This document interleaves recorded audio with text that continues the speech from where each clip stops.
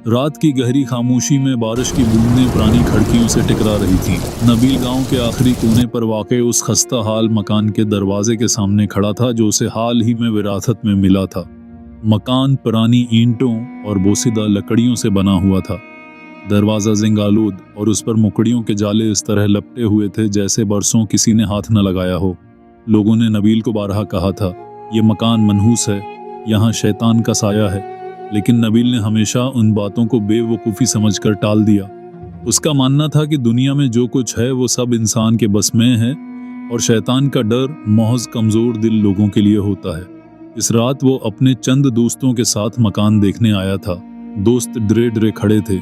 इनमें से एक ने कहा, नबील भाई, ये ठीक नहीं है, ये जगह अच्छी नहीं लगती, चलें वापस चलते हैं। नबील ने हंसकर कहा, अरे डरो मत, ये मेरा मकान है, अब मैं उसे सजाऊंगा, बनाऊंगा और शहर के सबसे महंगे दामों बेचूंगा। मकान के अंदर कदम रखते ही एक बोसीदा सी बू ने उन सबको घेर लिया। छत से बारिश का पानी टपक रहा था और अंधेरे में हर तरफ सनसनाती हुआ अजीब सी आवाज पैदा कर रही थी। दीवारों पर पुराने वक्तों की तस्वीरें लगी हुई थीं, जिनके रंग मांद पड़ चुके थे। एक तस्वीर पर नजर पड़ी तो ऐसा लगा जैसे उसमें मौजूद आंखें नबील को घूर रही हों। दोस्त खौफजदा होकर जल्दी वापस चले गए, लेकिन नबील जिद्दी तबीयत का मालिक था। वो मकान के अंदर ही रख गया। ये सब वहम है, वो खुद से कहता रहा। उसने अपने फ़ोन की टार्च ऑन की और मकान के मुख्तलिफ कमरों का जायज़ा लेने लगा। सबसे पिछले कमरे में एक पुरानी लकड़ी की अलमारी खड़ी थी। अलमारी पर धूल की मोटी तह जमी हुई थी और उसके दरवाजे पर जिंक के ताला लगा हुआ था। नबील के दिल में तजस्सुस जागा। उसने एक लोहे की छड़ी उठाई और ताले को तोड़ने की कोशिश की। 2-3 बार के बाद ताला टूटकर ज़मीन पर गिर गया। अलमारी के अंदर पुरानी किताबें, कुछ कपड़े और एक छोटा सा लकड़ी का डब्बा रखा था। डब्बा अजीब सा था। सियाह लकड़ी पर सरख रंग की लकीरें बनी हुई थीं, जैसे किसी ने उस पर खून से निशान खींचे हों। नबील ने डब्बा उठाया और जोर से खोलने लगा। डब्बे के अंदर एक सुनहरी चाबी रखी थी। चाबी की चमक बाकी डब्बे से बिल्कुल अलग थी, जैसे अंधेरे में जलती हुई शमा। नबील ने उसे हाथ में लिया तो उसे लगा कि चाबी ठंडी नहीं बल्कि गर्म है, बिल्कुल जैसे आग को छुआ हो। अचानक मकान की खिड़कियों से तेज हुआ का झुंका आया और दरवाजा धड़ाम से बंद हो गया। नबील चौंक कर पीछे हटा। उसके कानों में सरगोशी गूंजी, लालच का दरवाजा खुल गया है, अब तू हमारा है। नबील ने उधर इधर देखा, मगर कमरा खाली था। दिल जोर जोर से धड़क रहा था, लेकिन वो खुद को बहादुर जाहिर करते हुए बोला, ये सब वहम है, कुछ नहीं। मगर उसे अंदाजा नहीं था कि वो लम्हा जब उसने वो चाबी छोई, उसकी जिंदगी का रख हमेशा के लिए बदल चुका था। वो अब आम इंसान नहीं रहा था, उसके अंदर एक शैतान जाग उठा था। रात के 3 बजे का वक्त था। बाहर बारिश रुक चुकी थी, मगर मकान के अंदर सन्नाटा अब भी गहरा था। नबील अलमारी से निकाली गई सुनहरी चाबी को हाथ में पकड़े बैठा था।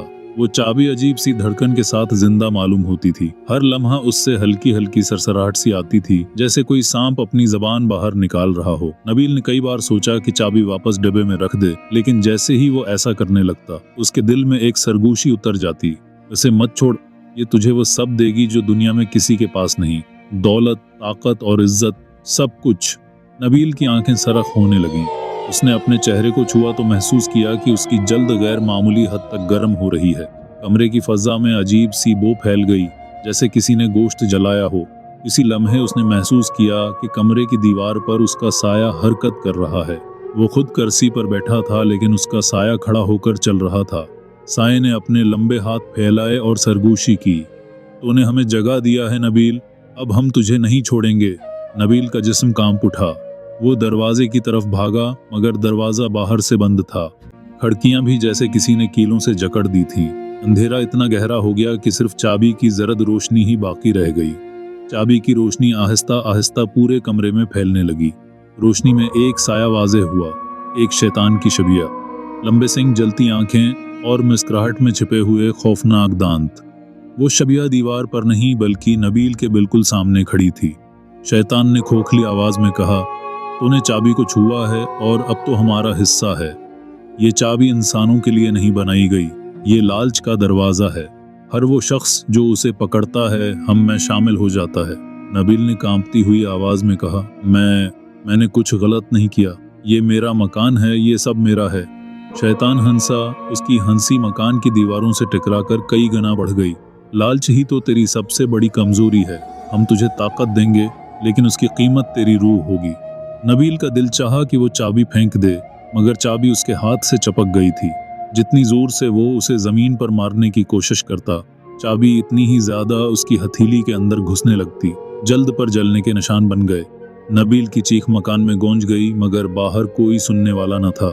अचानक मकान की तमाम लाइट्स जो बरसों से बुझी थीं, एक साथ जल उठें। कमरे के कोने में पुरानी तस्वीरों के फ्रेम लर्जने लगे। हर तस्वीर में मौजूद चेहरे मुस्कुराकर नबील को देखने लगे। वो जिंदा आंखें थीं जो पलकें झपक रही थीं। शैतान करीब आया और उसके कान में सरगोशी की। अब से तो सिर्फ इंसान नहीं रहा नबील, तो हमारा दरवाज़ा है।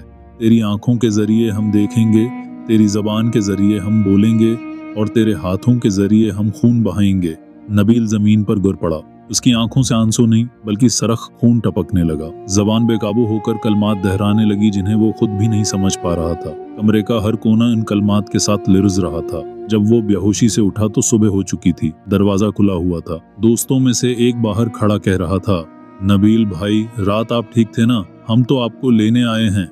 नबील ने आहिस्ता से सिर उठाया। उसकी आंखों में सरखी बाकी थी और होंठों पर एक अजीब सी मुस्कुराहट फैल गई। हाँ, मैं बिल्कुल ठीक हूँ।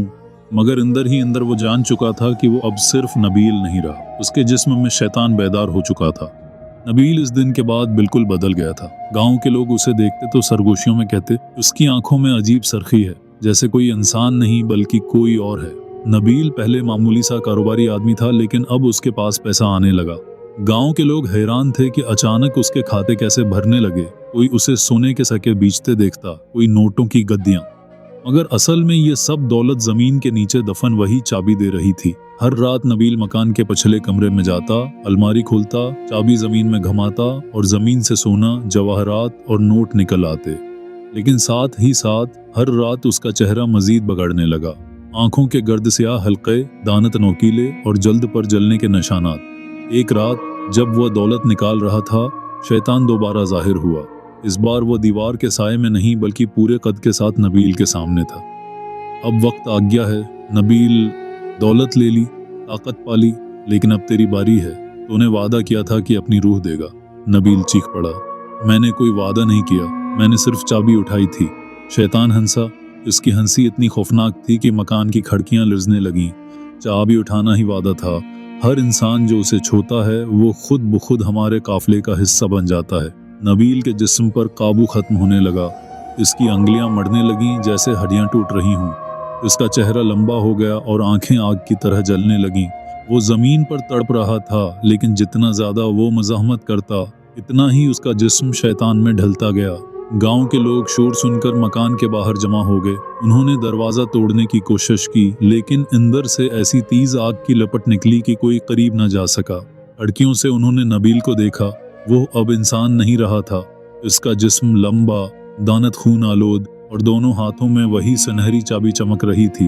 नबील ने वहशाना चीख मारी, अब ये मकान मेरा है, जो भी अंदर आएगा उसकी रूह मेरी होगी।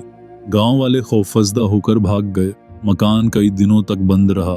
अंदर से कभी कभी हंसी की आवाज़ आती, कभी चीखें, कभी भारी कदमों की चाप। कुछ बरस बाद वो मकान फिर से वीरान हो गया, लेकिन लोगों का कहना था कि जो भी लालच में वहां गया वो कभी वापस न आया। कोई कहता अंदर एक स्याह साया है, कोई कहता एक खूनख्वार शैतान, और कोई ये कहता कि वो नबील था जो लालच में आकर खुद शैतान बन गया। गांव के बुजुर्ग हमेशा एक ही बात दोहराते, लालच इंसान को खा जाता है। जब लालच शैतान के दरवाजे पर ले जाए, इंसान का अंजाम सिर्फ तबाही है। और वो सुनहरी चाबी कहा जाता है कि आज भी वो अलमारी में रखी है, किसी नए लालची का इंतजार कर रही है।